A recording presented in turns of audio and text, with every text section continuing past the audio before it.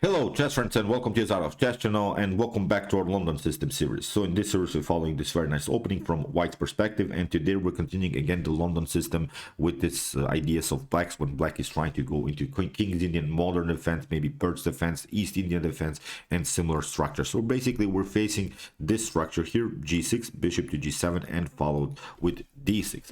So the main goal here, I think, is again this 150 attack setup. We have talked about these ideas in my previous video about this 150 attack opportunity to simply transpose the game into the structures where we attacking the fianchetto.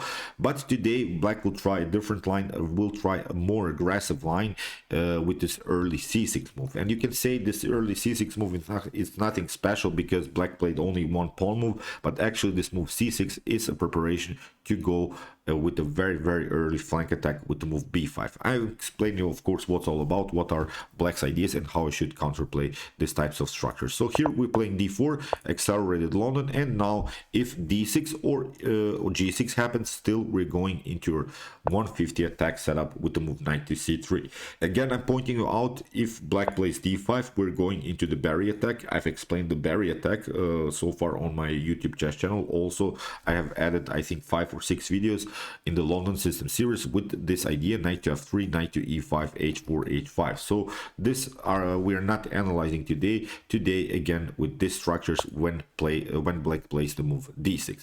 So we're playing e4, c6, queen to d2, and now after b5 it would be very risky. You see now the c6 is very aggressive already with the move b5.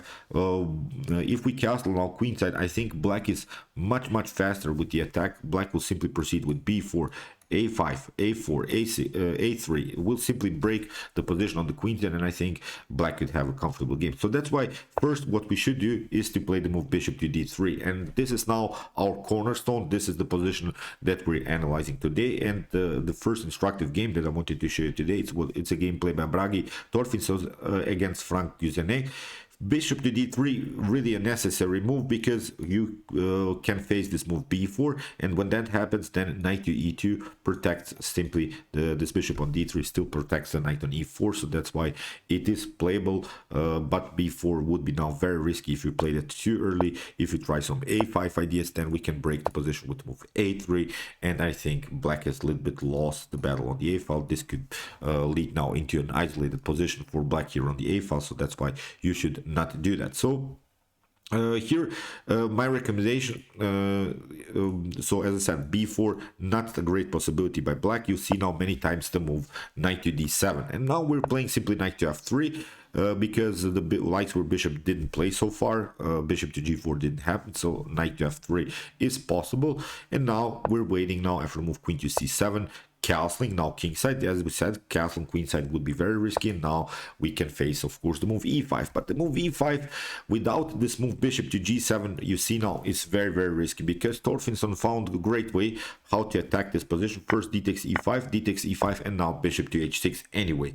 So although we have, I think, a little bit of bad bishop situation here, our bishop is part of the pawn chain, but it's now really necessary to trade off the darks for bishops, because if black, for instance, like in this position, fixes the position with the move a6, whenever you see now a6, b5, and c6, you should break the position with the move a4, because this move a4 is now a serious threat. If black makes a dubious move, maybe something like, I don't know, knight to c5, there is always this problem of a takes b5 or c takes b5. Then we could maybe take out bishop to b5, and black would be losing the rook on the a file. So that's why black has to react. Black played here the move b4, but still knight to d1, also knight to e2 would be a possibility. Probably in this position knight to d1 more accurate, because you should always search for paths for your knight. So knight to e3 could happen, and still we could have opportunities to fix our knight on a very active square on c4, of course. So here c5 was played by black, and here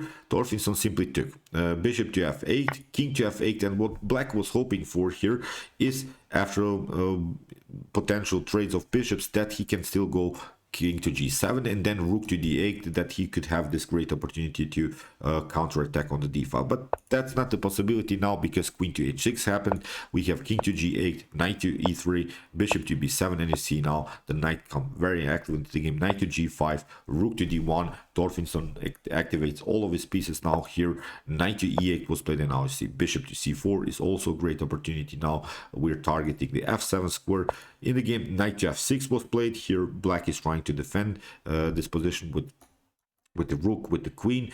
But now in the game, a very important move, f3, fixes the position in the center. And what we want to do now is, of course, double up the rooks. But now black played a huge blunder with the move knight to d6. And you can maybe pause the video and try to see now the best continuation here for white. It's a great tactic that Torfinsson saw here. Okay. I'll give you more seconds so you can really try to settle this. Okay, it's a really great tactic. It's the move knight takes h7. So if you of course take what with the knight, then queen to g7 is queen to g6 is checkmate, because this bishop is very dangerous here. So that's why rook to g7, but now queen to g6, and we can take out now the knight. In the game, knight to e8 was played, but here after move queen to d8, Torfinsson's opponent simply resigned, because black here lost simply 2 pawns and the game was over. But that's not the point. Sometimes of course the game would transpose into something else. The main goal here, as we said, is this setup, bishop to d3. If black goes now with the move bishop to g7, still we're playing our normal idea, bishop to h6.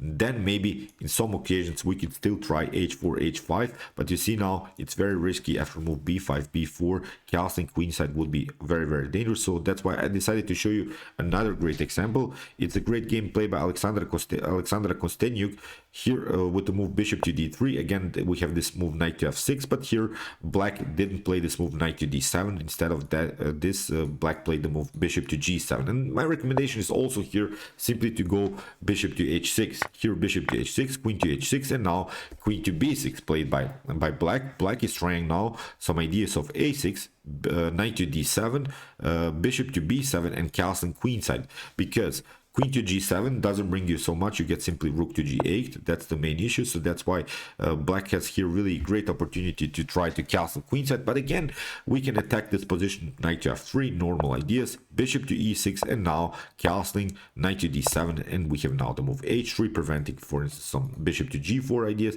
And here, after the move a6, again, my recommendation is to play the move a4. a4, a4, a4. Whenever you see a6, b5, c6, a4 breaks the position there. So in the game, black tried now this idea b4, but Kostenyuk counterattacked here with a great move a5, and now knight to a4. This was a brilliant move. What we want to do now is of course play the move c3, and then maybe if the position allows it, get use of the c file. But here black took knight to a5, knight to c5, attacking the queen, and now after the move knight to e6, basically the game was over. F takes e6, e5 breaks the position, d takes e5, and here knight to g5 is a very cool move. Also bishop to g6 was a great opportunity because you cannot take, but still knight to g5 more accurate. And now after knight to c5, queen to g7 attacking the rook, and here bishop to a6, you see black castled into white's attack. This is a very dangerous check. Now knight to f7, we have the fork, queen to h6 attacking the knight, rook to f8, queen takes f4. You see now this is a really great game here for black. Knight to c5, but not a problem, we can also escape. So white is continuing the game with an extra piece. In the game, h6 was played, trying to counterattack somehow, but now knight to e6, we have knight to e6, and now bishop to c4, we're escaping with the bishop, knight to g5, rook to a6, queen to c5, and now the queen comes into the game. This is game over for black. So as I said, there are several ways. You see, I wanted to show also what could happen if black, for instance, castles queenside. That is basically black's main goal with this b5 attack, to delay the situation a little bit with the king in the center, then force you to trade off the bishops on h6. Let's go back. Here, after the move bishop to h6, it seems so that you cannot castle him, but actually black is preparing queenside castling. So that's why here you should counterplay that immediately with the move a4, like Kostenyuk did. Here b4, and now a5. I think from this point on, it was a great game for white. So let's see now another example. It's a game played by Wolfgang Peach against Witold Balcerowski. Here we have again the setup, again b5, bishop to d3, bishop to g7 was played, so not some delaying moves with knight to d7.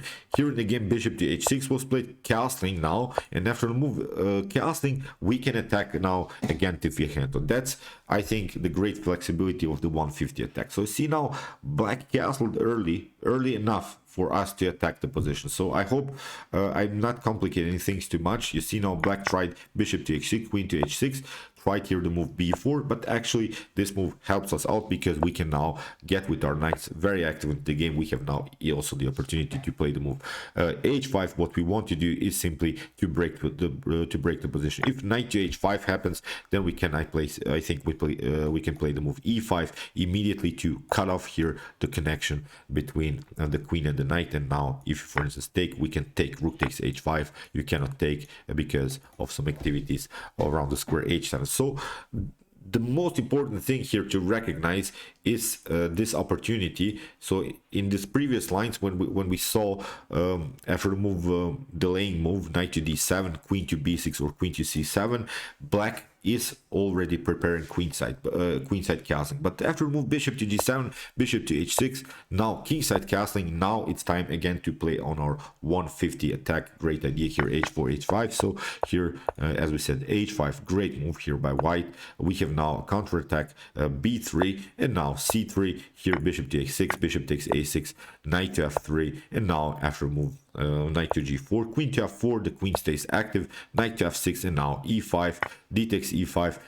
Here d takes e5 was played by white. Still it's a much better position, but when it comes to computer evaluations, knight to e5 was more accurate, but that's not the point. I hope you realize that we have here a pleasant game. We managed to get what we wanted. We tried this early flank attack with h4 h5. If knight to h5 happens, then we have opportunities to play queen to h6, followed with knight to g3, or maybe even g4 is an opportunity to simply get rid of this knight from the h file and then to deliver checkmate here on h7. So as we said, d takes e5, knight to c5, knight to c1, preventing some forks in the game. Queen takes c3 was played, b takes c3, and now b2. Here black tried to be creative, but now after rook to b1, we have now the promotion, and now queen to c1, we have still the fork, but the problem is now we can take out this knight. That's the main issue, and still we're continuing the game with an extra piece. Knight to a2 was played, and now f takes e7. We have rook to e8, and now rook to e1. This is completely winning because we can play now this move, rook to b7 in the game, and now the knight is moving here to c4 and to d6, and in this position black resigns. So great game, but let's go now to these three positions. So we had this position, bishop to d3, knight from b to d7. So black is delaying the situation with castling on the king side, so he's not playing bishop to g7. Still we're playing knight to f3. Now it's normal to play king side, castling king side, still with opportunities to play bishop to h6. In this Kostenyu game, here we have this idea, knight to f3 with early queen side castling, but the problem is always this light square bishop. The light square bishop does have good activity, so we can break the position with the move a4 a5. And here in this particular game, you saw black played an early kingside attack, and when we see that, then it's time really to open the position with the move h4 h5, simply trying to get this very annoying checkmate on the h file. So okay, I hope we have solved now the position after the move c6 b5. You see there are flexible ideas for black, but take care, be careful. Also sometimes it's very risky to castle queenside. Be familiar with this idea. If a6 happens, then we have a4, then knight to e2, knight to g3, maybe knight to d1, knight to e3, knight to c4. So we could always try to search for new squares on the board for the knight. So I think still this idea to play bishop to h6 to trade off the pieces is perfectly fine. Now I think we can move up to some other lines that black can play. So okay, I hope that you enjoyed this game videos and also these games. I really enjoyed this tactical possibilities for white in this particular lines. If you want to know more about the London system, please check out my series so far, from the introduction video, part 1, part 2, part 3, and so on. And if you like this content, don't forget to subscribe to my channel. See you soon with some more videos, and chess is the best, of course.